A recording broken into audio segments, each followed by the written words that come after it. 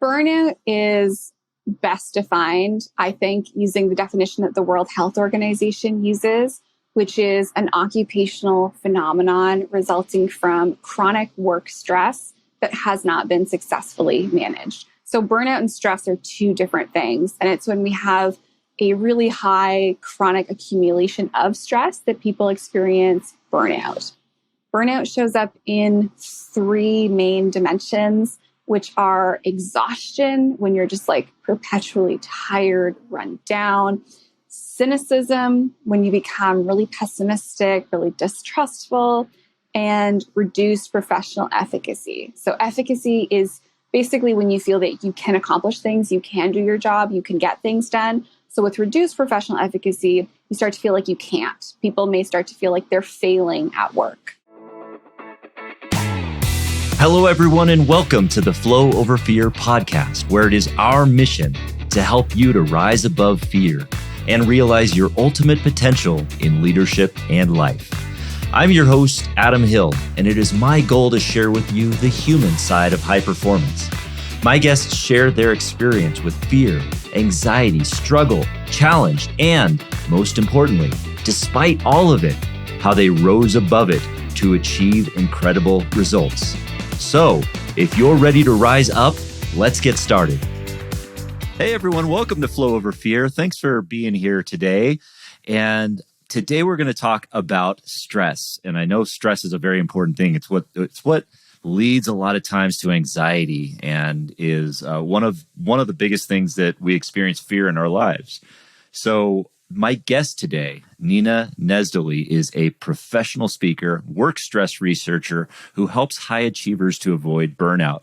Her unique insights into this stem from her background in management and neuroscience and her continued PhD education. She just finished her first TED Talk, by the way, called How to Relieve Stress When You're Overwhelmed. And as of this episode, it should be out live, so go check that out. As a keynote speaker, Nina inspires audiences to create work-life balance using insights from neuroscience. She makes challenging topics like stress, mental health, and burnout engaging and fun. And she provides evidence-based talks and workshops to equip teams and leaders to manage stress at work, enjoy life outside of work, and build resilient teams that can overcome burnout together. So I'm looking forward to this conversation because I certainly have and continue to experience workplace stress. It is a big deal in a lot of our lives. And Nina, welcome. Thank you for being here so much. Thank you so much for having me, Adam. Yeah. And congrats on your TED Talk. That is amazing. Thank you. Yeah. So I would love to know, first off, is how, just tell us in your own words, what is workplace burnout and why do we experience it? Burnout is best defined, I think, using the definition that the World Health Organization uses, which is an occupational phenomenon resulting from chronic work stress that has not been successfully managed. So burnout and stress are two different things. And it's when we have a really high chronic accumulation of stress that people experience burnout. Burnout shows up in three main dimensions, which are exhaustion, when you're just like perpetually tired, run down; cynicism, when you become really pessimistic, really distrustful; and reduced professional efficacy. So efficacy is basically when you feel that you can accomplish things, you can do your job, you can get things done. So with reduced professional efficacy, you start to feel like you can't. People may start to feel like they're failing at work. I'm really glad you brought that up because I've never equated burnout to cynicism, but I've always had this idea that cynicism leads to, loss of production, morale issues, all that kind of stuff. Can you dive a little deeper into that world and maybe how we could turn cynicism around to become, less stressed? Yeah. So cynicism and depersonalization, it's definitely a lesser known aspect of burnout. I think when a lot of people hear burnout, they think about exhaustion. And in the media, the terms burnout and exhaustion almost get used interchangeably sometimes. But really, that's just one part of burnout. So with cynicism, and another kind of co-aspect of that is depersonalization, there's this sense of distrust, this pessimism, this feeling that people are out to get you. So even when people try to help or reach out to you, or especially if your organization or your employer starts trying to support you, people will be like, well, I can't trust them. I don't like them. They don't mean well. I've had people I spoke to at workshops and stuff where they're like, well, my boss keeps trying to offer to help, but I don't believe it. So they get to this place where even well-intentioned help is seen as an affront. And then there may also be this sense of depersonalization where they start to withdraw from other people. They start to not want to be around other people, which is especially hard if you are in a position where you work with clients or patients, because you might start to develop animosity towards your patients or clients. And it can even be patients or clients that you have a history of getting along with really well, but then you see their name on your calendar for the day and you're like, oh my gosh, I don't have the energy to talk to other humans. With cynicism specifically, if there's any kind of underlying conflicts going on, bringing those to the forefront is incredibly helpful. So a good thing to do around cynicism is to check in with team members or encourage people to have conversations when they do have conflict with other people, because things that go unresolved, conflicts that don't get managed, are a bit of a breeding ground for cynicism, because then when people do get tired, they're like, well, I couldn't trust Bob over there 2 months ago, or he annoyed me at the printer. So he's like culprit number one for my cynicism now. Yeah, that makes a lot of sense, and I see that a lot within the organizations in the past is cultural, the culture kind of falling down because they refuse to confront the issues, the major issues, and that's always a hard task, because just it involves kind of getting past that fear. Do you have any suggestions on how we can kind of get past that fear, just have the courage to do it? The courage to get past cynicism, or to confront conflict specifically? Yeah, to confront conflict in some of those areas. Because I feel like leadership might be one of the causes of avoiding that healthy conflict resolution. Mm-hmm. So I think with conflict at work, one of the important things to remember is that in some ways it's meant to be stressful. And it's okay if it's stressful, and it's okay if it feels hard. As humans, we're really hardwired to be weary of conflict with other people and of disagreements with other people. In the research, we refer to something called social evaluative threat. And this is when we feel like we're being evaluated by others. Our brain perceives that as really threatening. This is rooted in our ancestry, because hundreds of years ago, when we were dependent on groups and tribes and things for survival, if you were evaluated poorly by the group and you were kicked out of the group, food, water, shelter, your access was compromised.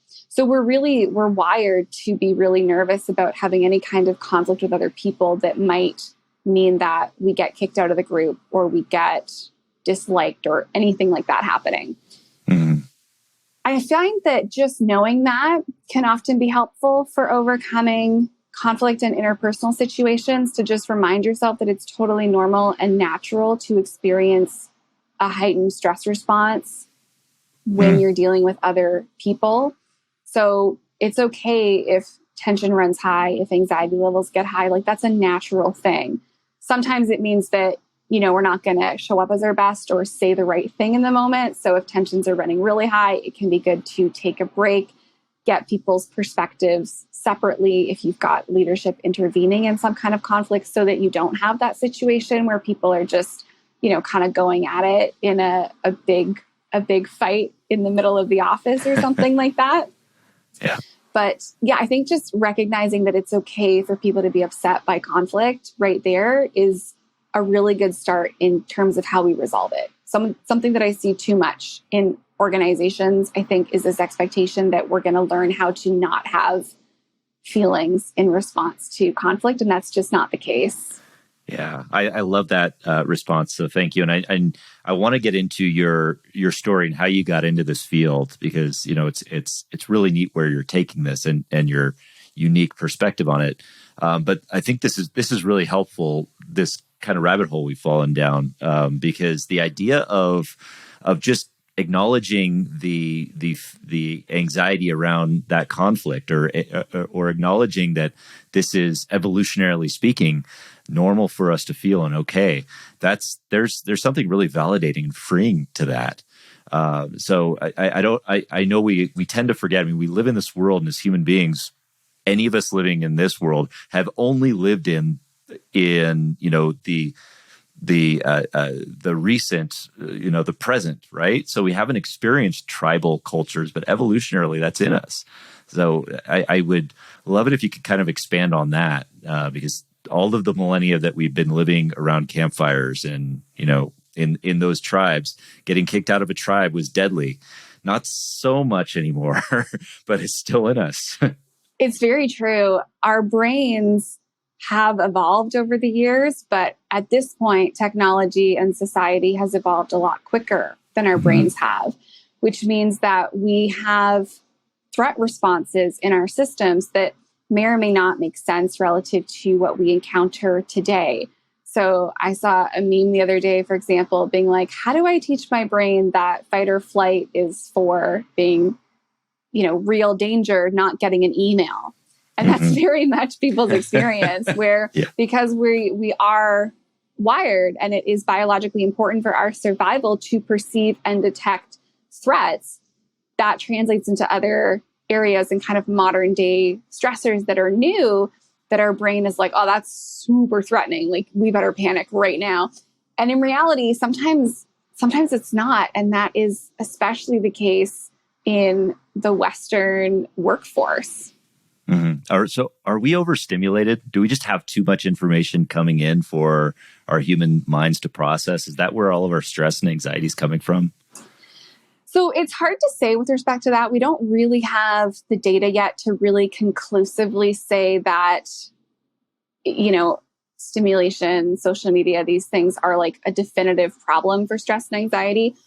One of the things that we do know is that the content matters. So what you're taking in, if the content that you're consuming is stressful, is leading to comparing yourself to others, is making you feel inadequate, then that will naturally contribute to being stressed out.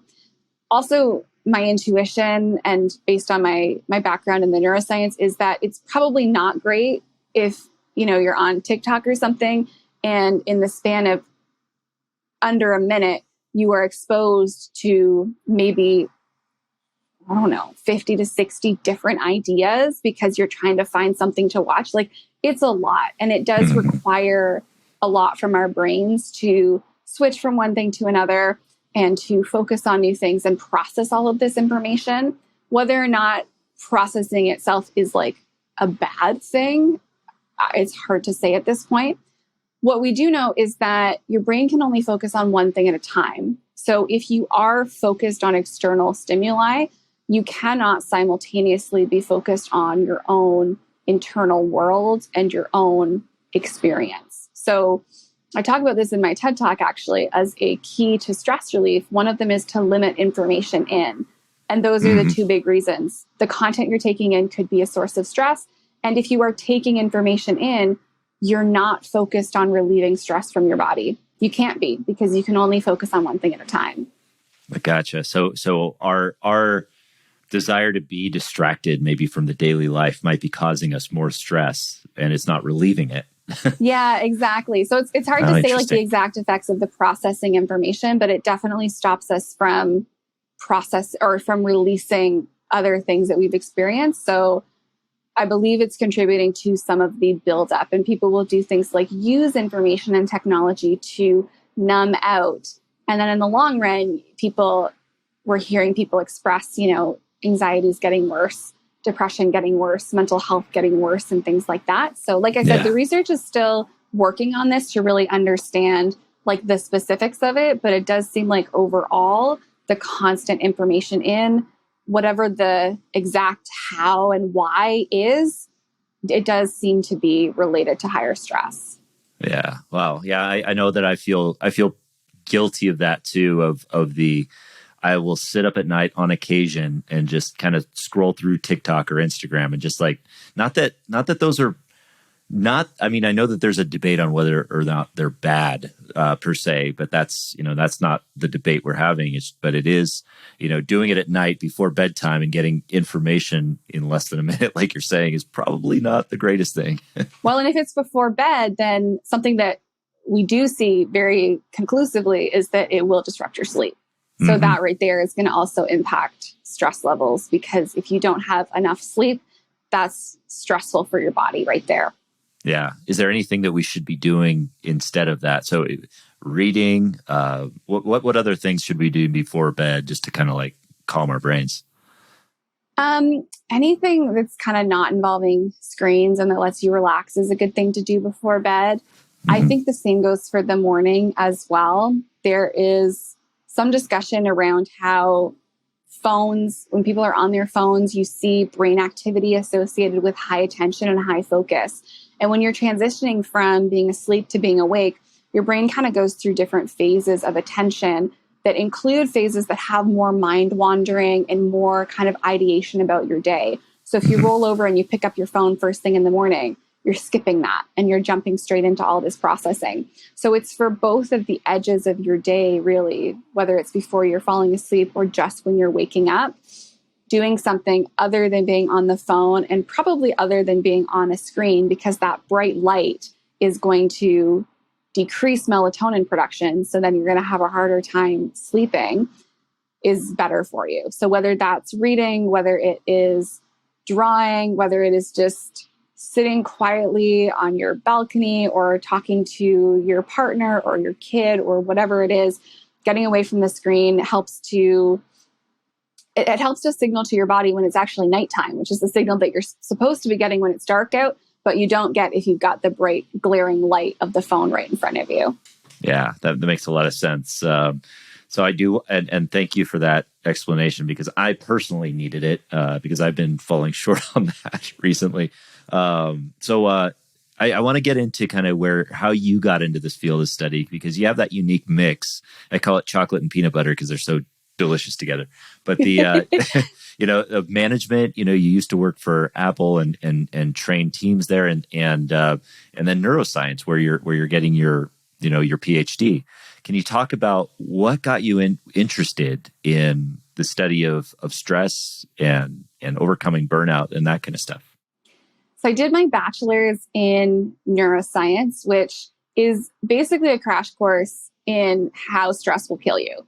Like, to put it lightly, yeah, right. The reality is, like, there's all these different ways stress is going to get you. And we learn about all of them in a neuroscience degree. So in my bachelor's of neuroscience, we would basically start most of our classes with the first week or two. At some point, we would cover stress, because stress is just so linked to all of these other systems in our body. And I took a stress and health course at one point. So every week it was just like a different thing about stress. It sounds bleak, but it actually becomes very optimistic. So this stress and health course, we started off and we were all like, wow, this is not the most exciting thing, like learning all of these different ways that we're going to get sick and all these different diseases. But then about halfway through, you kind of get to this point of acceptance, and you're like, well, I'm just going to do the best that I can with my health and my wellness, because life is hard, Right. So I'm just going to do the best that I have. So that was really my undergrad. And so when I graduated from my undergrad, I thought, I never want to talk about stress ever again. I've had it. I do not want to look at stress systems. I do not want to look at the nervous system. I do not want anything to do with it. And I went and I did my master's in management with a focus on organizational behavior. I had become really interested in interpersonal aspects of the workplace through some of the electives that I had taken. Through my bachelor's, I also worked for Apple, and I was a workshop facilitator. I did really fun workshops. So I did things like phone photography and how to draw on the iPad just with customers coming into the store. So I had a real love for workshop facilitation. And being at Apple also really sparked my curiosity about organizational behavior, because I had a team of 120 people that I worked with. So you just kind of see everything in action in the workplace. That's so cool. When I got into my master's, my supervisor was like, what do you want to study? And I didn't really know for sure, but she gave me this packet of readings on burnout and on stress. Cause she's like, you've got this great background in neuroscience. Why not use it? And at first I was kind of like, no, I don't know if I want to do that. And then I read the research from the workplace and I went, where's all the neuroscience? Like, there's so much cool stuff in neuroscience that could be helping us in the workplace. Mm-hmm. And so that was when it really came together for me and became my mission through my research and doing my master's in management and my PhD in management to import things that we know from neuroscience and theories that we have in neuroscience into what we're doing in the workplace and incorporate that research together. So that's what I do through my PhD work from a very theoretical perspective, and also in my work with organizations and in my speaking. It's very much looking at, okay, what do we know from neuroscience? What do we know in management research? What are the realities of the workplace? And how do we bring that all together?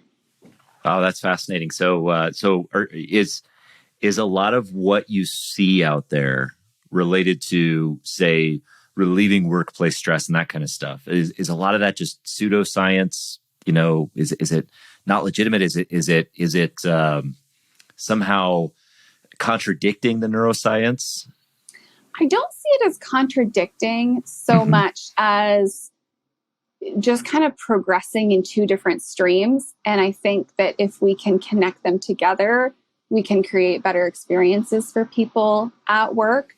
So management does fantastic research, neuroscience does fantastic research, but it's just two very different approaches. So, and there's lots of places where the research kind of lines up and lots of places where it kind of diverges. But if you look at both fields, you can say, hey, here's what we can learn from one that's going to help or inform the other from a practical standpoint. I see. Yeah. So is there a difference between, it sounds like to me that that's like kind of the subtle difference between psychology and neuroscience. Am I wrong on that front? A little bit. So okay. Management is very much grounded in psychology as a research field. It kind of emerged from psychology. So kind of post-industrial revolution, people became really interested in applying psychology to the workplace. And that's really where the field of organizational behavior emerged from. So it very much does have its roots in psychology, but that evolution happened before psychology evolved into neuroscience, which is another evolution of psychology where we started to want to know more about the brain. So the two fields share a lot of roots, and it's really cool to be able to look at things like a concept, for example, in management research that's really well established is this idea of work recovery. So different experiences that you need to really effectively recover from work. There's 4 of them. One of them is detaching from work. One is having a sense of control over your time. Another is having opportunities to relax. And the last one is mastery. So having hobbies and opportunities to learn and grow outside of work. When you take a look at something like that in relation to neuroscience, one of the ways that I teach people to detach from work is using sensory cues, because your brain loves patterns and associations. So if it can pair 2 things together, it's going to.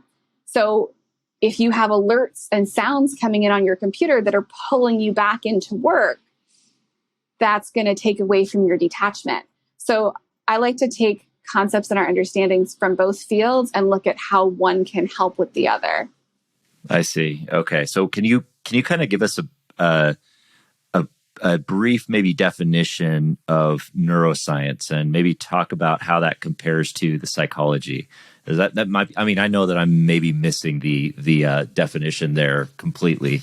That's totally fair. Yeah. So neuroscience is the study of the nervous system. And the nervous system is both the brain and the spinal cord.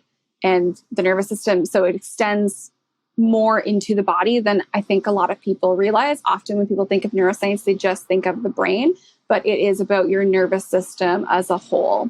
Psychology is typically more focused on behavioral aspects, how people are behaving, how they're thinking, and is usually less concerned with the biological function of that. That's such a helpful definition between the two and distinction, because I feel like a lot of people might blend the two together, myself included. And, I have my bachelor's degree in psychology, so that was a long time ago. But that's kind of like how I came to this idea that well, yeah, I mean, business in and of itself is psychology, and I feel like you're right, because it's such a new topic. We haven't talked about the neuroscience of it, and I love that you explained there that neuroscience is more about how it affects the whole body, and because I know when I'm stressed, I'm feeling it all throughout. I'm achy, I'm tired, exhausted, and the physiological responses are pretty significant. Do you find that to be true as well? When I'm stressed and tired, absolutely. Yeah. You feel it through your whole body. Yeah, because it really is, your nervous system is more than just your brain, and it will interact with other systems in your brain, in your body, and with different hormones and other parts of your physiology. So stress can really get almost stuck in your body if you're feeling it, and it ends up as headaches and tension and mental fog and fatigue, and it really can be a whole body experience. Yeah. Well, let's dive into that a bit, if you don't mind. Because I'd love to kind of get into the science or the neuroscience of it. What is happening to, and specifically, I'd love to know what's happening to our body when we're burning out or getting stressed, and what's happening to our body when we're in the zone, when we're feeling good, when we're actually performing. Can you kind of give us an insight into that? Yeah. So when you're stressed, there's a few different things that are happening. First, people are probably pretty familiar with fight or flight. So when you encounter a really salient threat where you need to respond really quickly, that's going to set off a fight or flight response. Your heart rate is going up, your pupils are dilated, you're not really focused on cognitive function, you're focused on survival. So even things like digestion are slowed down because that's not really a priority if you feel like you have to run, fight, or respond to something. Fight or flight leads to a release of epinephrine, adrenaline in the body, and that's what is acting on your organs and throughout your body to lead to that really big increase in response. One of the things that is interesting, though, is this response that can be fight or flight, that can be really high stress, is also when we feel really excited. Biologically, we have the same kind of response happening where the heart rate is elevated, we're pumped up, we're excited. So if you think about, an athlete getting ready to start a race, they probably don't want to be super chill and relaxed when the gun goes off. They want their heart rate to go up. They want to be in a state of high performance. So that's one of the really cool things, is it's kind of about how you appraise it and how you perceive the things that you encounter. So if you feel like you are dealing with a challenge that you can cope with and you can respond to, then your physiological stress response will feel like excitement. But if you're dealing with a stressor that you feel like you can't cope with and you can't respond to, then it can be a more cumbersome experience. There's another stress response system in your body. And a lot of people don't know this, but we have two stress response systems. So the famous one is fight or flight. The other one is the HPA axis. And this is a slower responding system. And by slower, I mean like milliseconds. Like it's still pretty fast, but slower from your body's standpoint. And this is the system that releases cortisol throughout your body. So, so there's a theory, it's called the biopsychosocial model of stress. So you can say that 5 times fast, which says that when we have just the kind of fight or flight system active, then we're in a challenge state. But when we have both the fight or flight system and the slower HPA axis system, then we're in a threat state. And that's when things get really sluggish cognitively and we feel kind of terrible. And it's the negative experience of stress. Anytime your body goes through a stress response, your body ultimately has to mobilize resources. And it is experiencing strain and it's doing work to respond to whatever you're dealing with. So your body needs an opportunity to recover. And even just that process of coming back to a balanced physiological state, that takes energy from your body. What happens with burnout is we're being asked to either stay at a really high stress level consistently, which is not good for the body. It will cause damage over time. And the other thing that can be happening is we're being asked to frequently experience stress and bring ourselves back down from stress without adequate recovery periods. So it's exhausting the body's ability to reestablish its physiological baseline. I see. So what I'm hearing there is that if we interpret it correctly, it can be healthy for us to experience the stress response, and those things, as long as we can avoid experiencing it too frequently or for too prolonged period of time. Yeah. So even when we experience stress in a positive way, like excitement, like feeling really challenged, and in management literature, we actually differentiate between challenge stressors and hindrance stressors at work. So a challenge stressor is something that gives you an opportunity to learn and grow. A hindrance stressor is something that just gets in your way and stresses you out and isn't really helpful. Both of those types of stressors cause strain on the body. So even if you love your work and you're really excited about something, you still need opportunities to recover from a physiological standpoint. Yeah, that's it sounds a lot like how we work out our bodies, like how we're physically working out it. Because I mean, coming from the workout background, you have this macro cycle where you're building up and you're peaking, you're giving you're basically expanding your comfort zone and you're expanding your physical capabilities. Meanwhile, you're mixing in the recovery, which a lot of people do forget about, of course, even on the physical level. And that's where they get injured, they get hurt, and causes all sorts of problems. Sounds like there's a lot of correlation between the two. Exercise is really the perfect example. If you hate running, then it's very easy to convince you to take a break and to not do it all the time. Right. But even if you love running, you need to take a break and not do it all the time. Yeah. So so what you're saying there kind of gets to another question that I was going to ask, and you kind of answered it. I was going to ask you how you feel about giving 110%, because when we are, our society seems to be very geared toward this idea of giving 110% all the time, going hard or going home, pushing to our capacity constantly, and at least on the physical level, from the exercise perspective, I see where that's coming from, because, it's sexy, it sells, that kind of thing. Like those kind of workouts say, oh, I'm not going to get fit or healthy, or this is what we tell ourselves. We're not going to get fit or healthy unless we go hard or go home. But the reality is much different if we kind of maintain that 80% capacity, give ourselves the rest, give ourselves the recovery, we stay tuned. Are we doing ourselves a disservice by, listening to the go hard or go home kind of stuff? I think so. Yeah. I do not go 100% on anything. I go 80% at most. And my logic there is that I am 100% of a person. There is no 110% for me to give. And if I am truly giving 100% to any one thing in my life, then I am neglecting myself in some other way. When you do that, you burn out. You are constantly experiencing high stress, overextending yourself. Even if you love what you do and you're feeling challenged, you don't have opportunities to recover. So to me, the 110% approach is just too temporary to really even accomplish the goals that are really meaningful to us, to cultivate the lives that we want, because it will almost inevitably, with very few exceptions, lead to burnout at some point.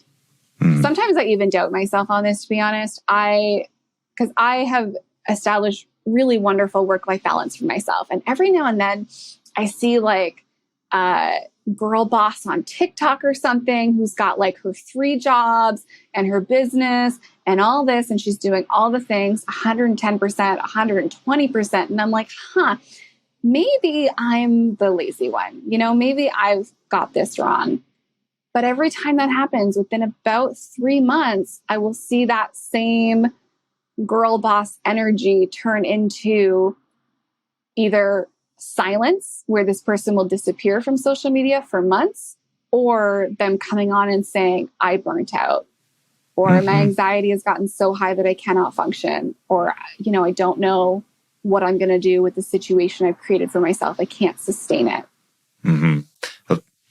That's so helpful coming from, a neuroscientist on this subject, to kind of get that affirmation. And what is that, by the way, where we have that self-doubt of like, well, I'm not pushing hard, so I need to push harder. Is that just a competitive nature? Because it seems counterintuitive. It seems like we're harming ourselves in that process and thinking that way. I think it's largely cultural. I think it's what we've been taught. There's a very strong message, whether someone says it to you or not, that worth is linked to productivity, and that the only way to accomplish anything worthwhile is to burn out. Like, you are never going to be enough or get enough done or accomplish enough if you are not exhausted. Our culture just kind of has that ingrained. So I think it's a natural response. For a lot of us, it became ingrained into our own psyches growing up. For myself, it's something where I've set up a lot of really wonderful systems, and I'm very happy with my work-life balance and my combination of pursuing my goals and going dancing and going to yoga and doing all of these different things. But the reality is that sometimes there's going to be that little voice inside your head that creeps up and is just like, but hey, you're lazy. And it just happens sometimes. So you've got to decide, I think, what really matters to you. And for me, what really matters is my well-being and my relationships and having a meaningful career in the long run, not everything in 1 month. Yeah. Well, let me say this now, because this is recorded and you can go back to hear it if you need to. You have a TED Talk, you're getting your PhD, you're well-educated, you're doing all of these things. You're definitely not lazy. I want to tell you something about that actually too, because I think it'll be helpful to your listeners. When I started my PhD, I started in a different program than I'm in now. I started in a program that is extremely prestigious. It came with a lot of name recognition. It opened a lot of doors academically. I made the decision to leave after the first semester because I realized that if I stayed there, I would not be able to protect my own well-being. The environment just wasn't a good fit for me. The approach to the work at the projects, I could see that it wasn't going to work out for me. I was so scared when I left to leave that behind, to feel like I was closing these really important doors and like I wasn't ever going to be able to accomplish what I might have if I stayed in that program. And what happened instead is now I'm in a different PhD program, almost a year to the day after submitting my withdrawal request from the first program. The opportunity to do a TED Talk, a TEDx talk came up, and I was in a position to say yes to that because I had chosen a program that was more aligned with my values, my goals, was a better fit for my life. This has been more supportive of my well-being. So the whole time I was preparing for my TED Talk, my supervisor was on board. I was going to yoga 2 or 3 times a week and doing my workouts. My workload was admittedly, high, a PhD and doing a TEDx and speaking at the same time. It gets high sometimes, but It was manageable. And I did not burn out through that experience. And when I felt like at one point the TEDx talk was a lot more preparation than I had anticipated, but I had put myself in an environment where it was okay for me to turn around and say, I'm going to need to push a project that we're working on so I can do this. So sometimes it's really scary to put your well-being first and feel like you're leaving things behind. And I know that, getting to do a TEDx talk is a really big example of it turning out well, but I really do think what's meant for you and what's going to be meaningful for you and what will really matter and be the right goals for you are not going to leave you burnt out and exhausted and devastated. Yeah. What type of PhD were you pursuing that It was you also left? a PhD in management. Yeah. Oh, So okay. it was the same topic. So it was great because I basically transferred and I brought my credits with me. So I hopped right in exactly where I had left off. It was really just a matter of the program fit. I see. So yeah, it just wasn't a fit. And I appreciate you sharing that with us, because from the perspective of someone who's studied this kind of, the idea of burnout and all that kind of stuff, and still experienced the fear and going through that kind of transition. Can you kind of walk us through what that fear looked like, how it showed up, and how you made the decision despite the fear? Because I think our listeners would love to hear that. One of the conclusions I came to in making that decision, this was just through my own kind of reflection, was that my life is not on the other side of my PhD program. It's not going to start for, how long do I have left? 3 years from now when I graduate. Mm-hmm. It's not, at the time it was 5 years. It's not going to start in 5 years. It's not going to wait for me. This is my life. And do I want to spend the next 5 years of my life unhappy in a program that is maybe not the right fit for me? And sure, maybe it'll open these amazing doors later, but do I want those doors opened so badly that I want to be unhappy for this chunk of my life? I also felt that the reality was that if I stayed, I wasn't going to finish, because I could just see it could potentially get worse than it was. So there was a lot of fear there, but it was very much, the overcoming it was really just thinking about, this isn't separate things where I'm going to, put my life on hold and do a PhD for 5 years. This is my life. This is 5 years of my life. What do I want that next 5 years to look like? Yeah. Now, are you able to turn that fear into excitement? A little bit. It was challenging. I did get really excited once I had the fully T's crossed, I's dotted on the transfer. Until everything was really done and set for me to make the move, it was largely just fear, because I was afraid something was going to fall through. Once I really had the confirmation I was enrolled in the new program, I started to get really excited, especially about the city. I'm only here for a year, but I've been in Montreal for 9 months now. It's one of my favorite cities in the world, and it's where I'm doing my PhD. So I'm going to be moving back home. Ottawa is home for me at the end of the summer. But it got to be really exciting to go to this city that I love, to work with a new supervisor. And as I kind of got some distance from the initial experience of it, the fear shifted into an excitement for what was coming next. I gotcha. Yeah, and that's helpful. I mean, so we can experience fear and still move forward. I mean, so fear doesn't have to be a bad thing, is what I'm getting from a lot of this conversation too, is that we don't have to let fear stop us, but we can, as long as we manage, or as long as we can manage the stress so that we're not burning out. And you'd mentioned earlier, I think with the start of this, that burnout is not the same as stress. And I've made that comparison, too often too, where stress is burnout. It sounds like stress leads to burnout. Is that fair to say? Yeah, chronic and excessive stress leads to burnout. Yeah. Stress is, the definition of stress that I like is that stress is the psychological and physiological response to stimuli in your internal or external environment. So it could be coming from your own body. You can feel stressed in response to something physical. You can feel stressed in response to your own thoughts. If you are scaring yourself with thinking over the same conflict at work over and over again, or it can be a response to the external environment.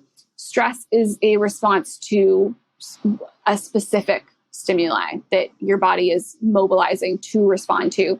Burnout is, I've encountered so many stressors. I've experienced so much stress that the physiological systems in the body that are meant to help respond to that and bring you back from that are getting worn out. I see. Okay. And you mentioned, you talked about your work-life balance. You said you found a good balance there. And congratulations on that, by the way, because not a lot of people have. and it's hard to do. It's really, really tough to do, which is, I guess, why you found a really, really powerful niche here to help people do that. What does work-life balance look like for you? And how can people determine that in their own lives? So for myself, it's about being able to find enjoyment in both my work and my personal life. When I think of work-life balance, I like to avoid thinking of it as a specific schedule. It's not like work and life are on a specific time clock where work's got to be 8 hours and life has got to be, the other 8 hours and then you sleep or whatever it is. And it's also not that I believe that work and life are entirely separate. To me, it's more that you are giving your life outside of work the same kind of attention and consideration that you would your work. I think people are really intentional about setting goals at work, having things that they want to achieve at work, and really understanding what they want their careers to look like. We're taught that really early on. You go to a career counselor in high school and they're like, what are you going to do with your life? And that doesn't involve, I want to paint on Saturday mornings, or I want to do Latin dance 2 nights a week, which is what I do. It's what job are you going to get? And we put a lot of attention and a lot of emphasis and a lot of intentional focus towards our careers. So to me, work-life balance means that we're being intentional about our careers, and we're also being intentional about what we want our lives outside of work to look like. I see. And is there any kind of practical tips that you have to help people to find that, or maybe evaluate their own lives on how they can be more intentional with their personal lives and their work lives? I think a great practice is to establish some non-negotiables as a starting point, building a few things a week into your schedule that you're going to have there for you no matter what. For myself, I am working out a few times a week, whether I'm at yoga or weight training, no matter what's going on in my work. I'm going out with friends or going out with my partner at least one night a week. And these are non-negotiables to me because when you don't have things that you enjoy in your life, it's so detrimental to your brain anyways that the work is ultimately going to suffer as it is.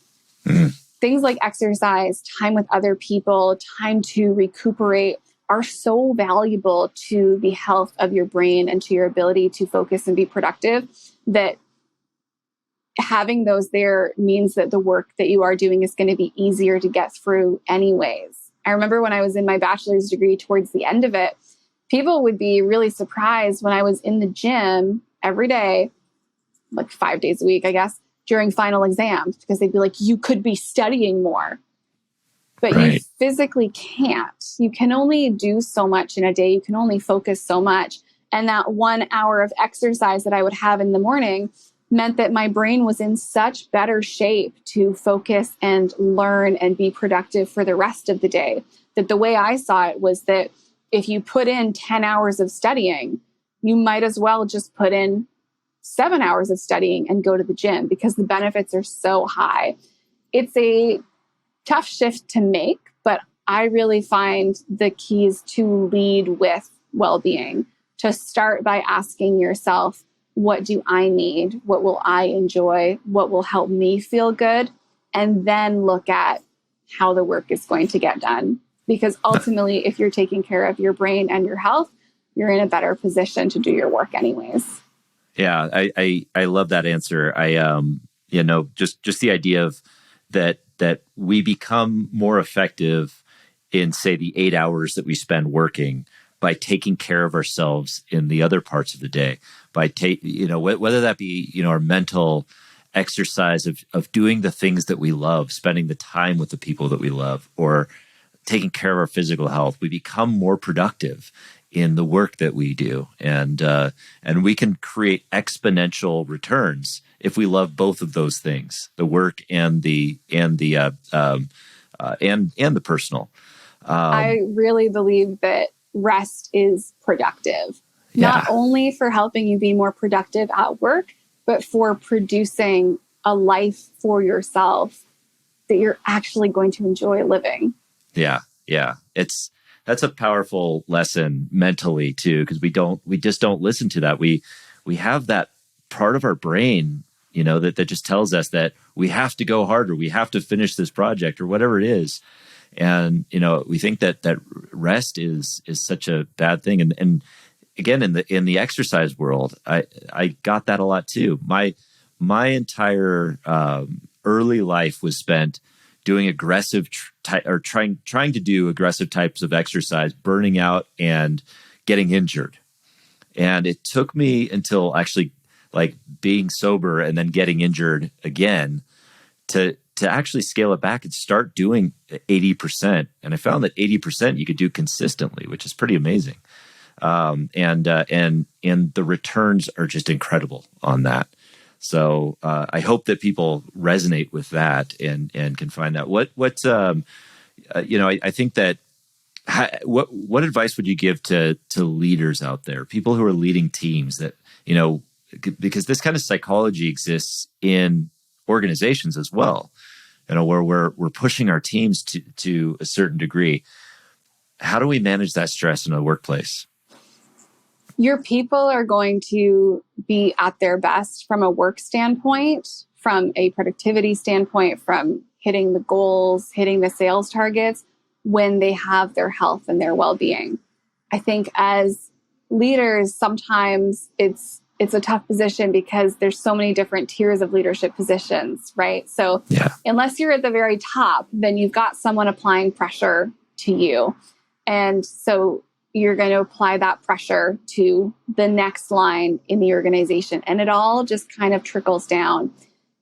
I really see the role of leadership as kind of like holding an umbrella over your team, though. You can be the one to say, I'm going to protect you from these other things that are coming in. And that looks like advocating for your team to say, no, these targets that have been set are not realistic. No, these demands that have been placed on the team do not make sense. If we keep doing this, we're going to have high turnover. We're going to lose good people. And also looking for ways to just mitigate the annoying stressors like paperwork and red tape and things like that, the things that waste people's time, and meetings that are about other meetings that people just don't need. The other thing for leaders is I think leaders really underestimate just how strong their impact is. There was a study published earlier this year by UKG, which does workforce research, which found that the impact that a leader has on employees' mental health for those employees is greater than people's doctors. So your leader impacts your mental health more than your doctor and as much as your spouse. Now, in many ways, it makes sense because think about how many hours we spend at work and around or communicating with leadership. And also, if I think about the availability of family doctors, at least in the Canadian healthcare system, it's quite low. So it does make sense to me that doctors actually wouldn't be like the biggest part of it. But that it's on par with a spouse or a partner, I think really highlights just the incredible influence that leaders have. Teams are going to follow the lead of the leader. They really are. So if you're a leader and you want to support your team, remember that what you're doing matters more than what you say. If you are saying, hey, it's totally fine, don't answer my email at 2 a.m., but you're sending those emails at 2 a.m., you're still creating an expectation or creating the impression that this is the way things work. So for leaders, it kind of works out because taking care of yourself is a great way to take care of your team. You prioritizing your own well-being and modeling that for them is going to create a culture where they feel confident speaking up, leaving work on time, taking their vacations, and that will help people to show up to work and be able to do great quality work. That's such good advice and so validating because as a leader myself, I struggle with that like idea of like, well, if I'm if I'm doing this for myself, if I'm going and enjoying something, I feel like I'm neglecting this or my team or the company. And I know that that's unhealthy, because neglecting yourself, I'm just not going to be the best leader. And if I'm doing more things, like even just this podcast, I'm learning so much from people like yourself that can translate into better leadership, and it just fills me up. So there's so much power into that. Take care of yourself. You can take care of your team. And yeah, I could talk to you for hours on this subject because it's so powerful, and there's so many different nooks and crannies we can dig into here. And I want to be respectful of your time. And so you're speaking on the stage now, not just in TED Talks, but all throughout. Where can people find you, and what's next for Nina? People can find me on social media or through LinkedIn or on my website. So my handle across my social media platforms is Workplace Clarity. I also have a website for Workplace Clarity. By the time this podcast comes out, I should have a ninanesdoly.com website up as well, just for the speaking aspect of what I do. You can also find me on LinkedIn at Workplace Clarity. I am very focused right now on keynote speaking, conference speaking, and really getting the kind of messages that we're talking about today out to a wider audience. I also love working with teams. So if anyone is listening to this who has a team and you're like, yes, we need this, we've got to work on this, I like to come in and offer workshop series, training programs where we really get everyone in it together, setting out what the workday needs to look like, what people need to change in their own stress relief and recovery practices, and also how team dynamics can help people manage stress at work and overcome burnout together. That's fantastic. Thank you so much for sharing all of that. And yeah, check out Nina on the social. She's got a great social presence on Instagram, and such valuable information on Instagram and TikTok and LinkedIn, and check out her TED Talk, because I know that TED is really catering to this one, and it's going to be a really powerful talk. So I'm excited to see it when it comes out. It should be out right now as this episode drops. So go check that out. Reach out to Nina if you have any speaking engagements or have any questions or need any help with managing burnout, stress, and all of that good stuff in the workplace or beyond. Thank you so much, Nina, for being here today. This has been a huge value. Thanks, Adam. And thank you to everyone for being here. We'll see you next time. Hey, everyone. Thanks for tuning in to the Flow Over Fear podcast.